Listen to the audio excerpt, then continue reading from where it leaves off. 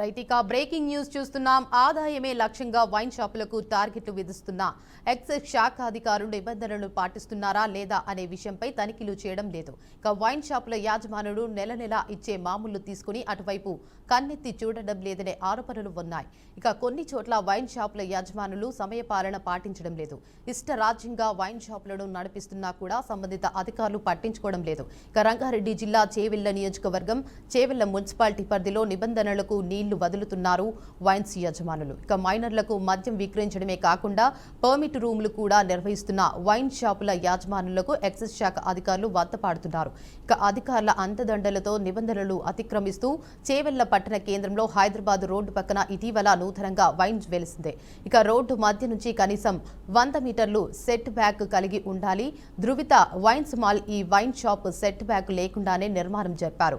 Parking సౌకర్యం లేక ఇక్కడ తరచూ సాయంత్రం రాత్రి ట్రాఫిక్ జామ్ అవుతున్నది. ఇక ఇప్పటికైనా సంబంధిత అధికారులు ఉన్నతాధికారులు స్పందించి అడ్డగోలు లిక్కర్ దందాకు చెక్ పెట్టి లిక్కర్ మాఫియా అరాచకాలను అరికట్టాలని స్థానికులు కోరుతున్నారు.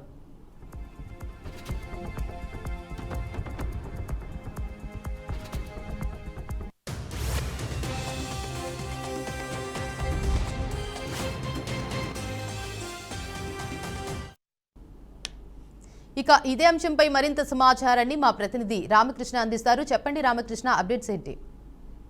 రంగారెడ్డి జిల్లా చేవెళ్లలో ధృవిత వైన్స్ మాల్ ఏదైతే ఆగడాలు రోజు రోజుకి పెరిగిపోతున్నాయని చెప్పుకోవచ్చు. దానిలో భాగంగానే ఏదైతే ఆదాయమే లక్ష్యంగా ఏదైతే గవర్నమెంట్ ఎక్సైజ్ శాఖ నిబంధనలు ఏవైతే ఉన్నాయో ఆ నిబంధనలన్నీ తొంగలో దక్కి వారు ఏది చేయాలనుకుంటున్నారో అదే చేస్తున్నట్లుగా కనిపిస్తుంది.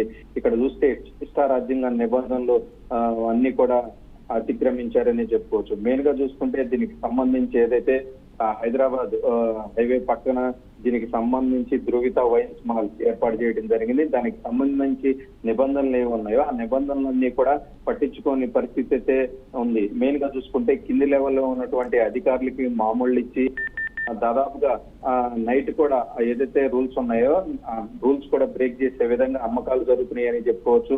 ఏదైతే వైన్ షాపులకి టార్గెట్లు ఉంటాయో ఆ టార్గెట్లు పూర్తి చేయడం, దానిలో భాగంగానే ఇంకా అధిగమించి కూడా అమ్మకాలు జరుగుతున్నట్లుగా కూడా చెప్పుకోవచ్చు. మెయిన్ గా చూసుకున్నట్లయితే ఏదైతే మైనర్ కి సంబంధించిన దీనికి వైన్ కి సంబంధించి కూడా సేల్స్ జరుగుతున్నట్టుగా బీఆర్కే న్యూస్ దానికి సంబంధించి కూడా కంప్లైంట్ రావడం జరిగింది. కంప్లైంట్ చేసిన నేపథ్యంలోనే బీఆర్కే న్యూస్ అక్కడికి వెళ్తే ఇవన్నీ నిజాలు కూడా బయటపడినట్టు వెలుగు చూసినట్టు కూడా మనం చెప్పుకోవచ్చు. మెయిన్ గా చూసుకుంటే దీనికి సంబంధించి ఏదైతే అమ్మకాలు ఒకవైపు ఏదైతే మాల్ ఏర్పాటు చేశారు నిర్మాణం జరిగిందో ధృవిత వైన్స్ మాల్ నిర్మాణం, దానికి సంబంధించి కూడా కనీసం వైన్ షాప్ కు వచ్చినటువంటి వీళ్ళకి పార్కింగ్ సౌకర్యం కూడా లేని పరిస్థితి అయితే చెప్పుకోవచ్చు. అక్కడ ఏదైతే ట్రాఫిక్ జామ్ అవుతుందో అప్పటికి స్థానికులు కూడా కంప్లైంట్ చేయడం జరిగింది.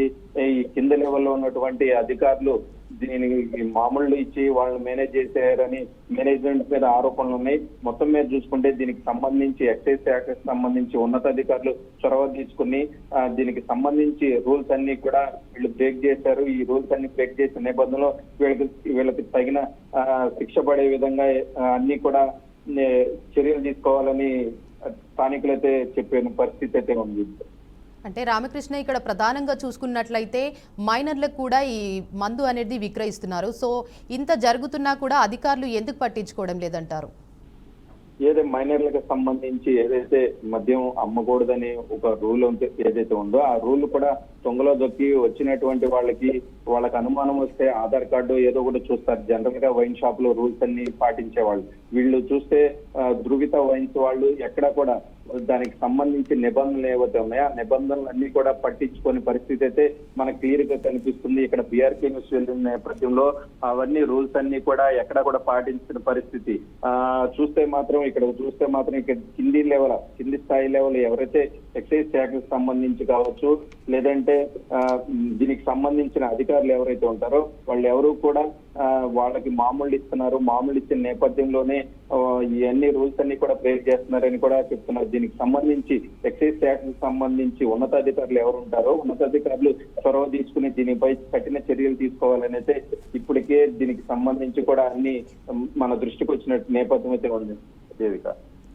Right, thank you for the update Ramakrishna.